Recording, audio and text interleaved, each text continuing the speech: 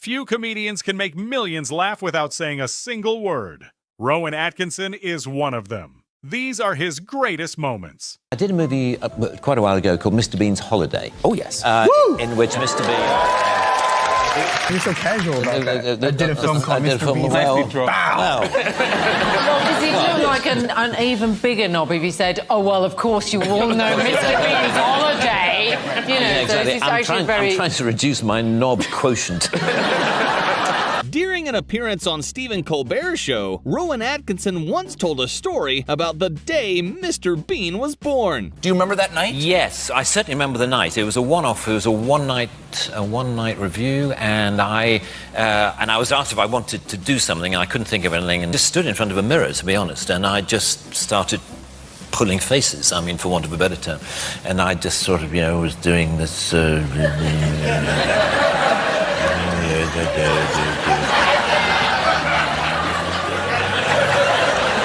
And then there was this idea of having a card. Have you got anything that I could... I'm just going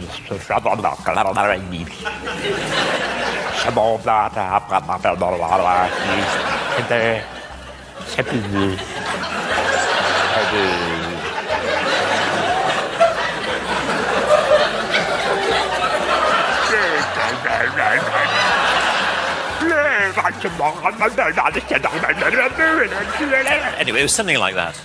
Now let's take a look at this moment from the F1 Grand Prix, when Rowan Atkinson answered Martin Brundle with an impression of him that flew right over his head. What would Mr. Bean reckon to all of this Formula One malarkey? Yeah. Well, he would enjoy it very much because he's a car enthusiast, as you know. Oh, that's right. Yeah, he had some magnificent cars, didn't he? Cars, then he'd enjoy it. But anyway, it's fantastic to be here. I'm a guest of George Russell, which is, it wasn't planned for me to be here on a weekend, when he got pole, but here we are. Rowan Atkinson name-dropping. Whatever next? Oh, I know. I'm here as a matter of fact, as a guest of George Russell. So. Oh, fantastic. So that's how privileged I am. I did a credit card commercial in New York a few years ago, and it was a story in which I had to play a bungling British secret agent. And there's this beautiful woman gets out of a limo in the middle of New York, and he sees her. And this scene was when I had to look at her as if I'd just fallen in love with her. Right. And the director said, just imagine that you've just seen your wife for the first time. And my wife happened to be on set at the time.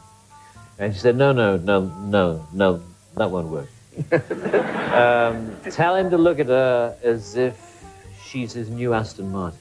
Oh, and then it'll work. Oh, that'll work. And she was right. It inspired me no end. I looked at her like no woman has ever been looked at. Really? Can you give us that look? I'm curious.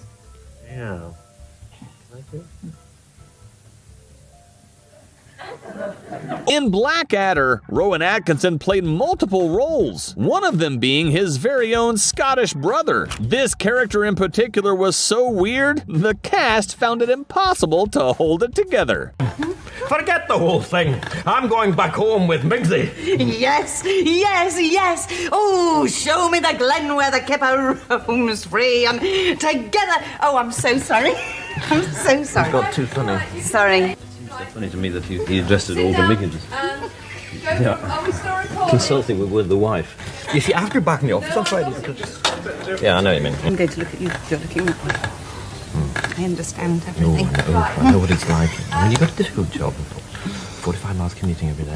Most people would think that being a comedian is not merely a job, but part of someone's everyday persona. It turns out Rowan Atkinson sees it a bit differently. Start with a quote that I read. Oh dear. From you. It says, the problem with talk shows is that you're supposed to amuse. I generally rely on being interesting rather than funny. They just want people with wacky stories about airports, and I haven't really got any. How true? It's true. How true? I haven't. So how was Kastrup Airport? No, I have no stories. No. I'm always rather confused, as I think I know you are, about whether I'm a comedian or whether I'm an actor. No. Or whether I'm I'm an not actor. confused You're at not all. confused No. at all? Oh, well, I'll stop talking. I know you're boring now, and I know you will exactly. consider... Exactly. Do we not... nodding off in no time. In this next clip, Rowan Atkinson breaks down the inspiration behind Mr. Bean and why he believes the character grew to become so successful. I was based actually on a visit, on a holiday in Venice that I had in 1985, quite a long time ago. Wouldn't it be fun, because I had already started exploring just doing purely visual comedy. I'd explored it on stage, and I was interested in trying to put visual comedy through the character of Mr. Bean on TV.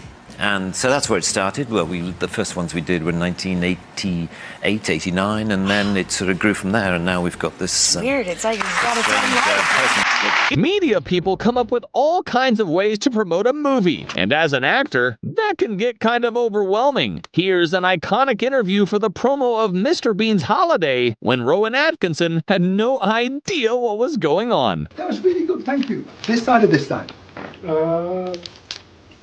Right, do you want to sit down? No, I'll get behind you. Well, I see, I just sit here and... Yeah, you don't have to do anything. Okay. Coming up on Sunrise this morning, we meet the lovely Mr. Rowan Atkinson. We talk about Mr. Bean's Holiday, and all you have to say is, if you miss it, you miss out. Simple as that. You ready? Right, okay. I'm good at this. Good, okay. How interesting. Morning, Neil Sean here on Sunrise. A man who needs no introduction, Mr. Rowan Atkinson, and we talk about Mr. Bean's Holiday. Remember though, Rowan? That's right. If you miss it, you miss out. Do you mind doing that again? Yeah, okay. Morning, Neil Sean here on Sunrise. This morning we meet Mr. Rowan Atkinson and we talk all about Mr. Bean's Holiday. Remember though, Rowan? What? If you miss it, you miss out. Oh, yes. Don't miss Rowan Atkinson on Sunrise this morning. You want to look at it? Look at what? Are we allowed? I don't know. I've just lost all contact with reality. I remember early on in the life of Mr. Bean getting lots of letters from people saying, oh, I'd love to have dinner with Mr. Bean. How hilarious that would be. He's a very, very selfish individual. He's a child. I love your work, I have to say, but the thing that I loved the most, Blackadder. Oh, right, good. Elizabethan Blackadder. Right. You became a sex symbol because of that. Opish. No, it's not opish. It's true. Look at it. Yes. It was just the whole persona, and you really suited the outfit. I have to say. Yeah, that costume. Yeah, sadly, I haven't had occasion to wear. Crisis, Baldrick, crisis! No marriage, no money, and more bills. For the first time in my life, I've decided to follow a suggestion of yours. If I may make so bold, a major crisis has arisen in your affairs. Yes, I know, Blackadder. I've been pondering it all morning.